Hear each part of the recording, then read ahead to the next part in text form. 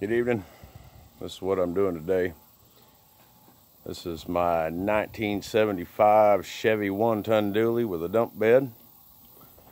And I took this 4-speed out because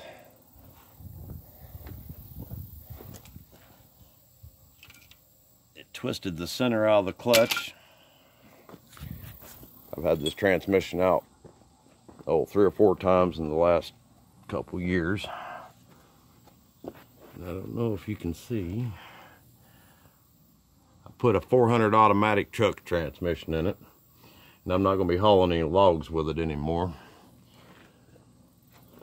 Got to get a little bit better gas mileage too. It's been a good day. God bless y'all, and talk to you later. Oh, my handsome boy wanted to say hello. You say hi to him, boy? Huh? Yeah, he's a good boy. Y'all have a good day.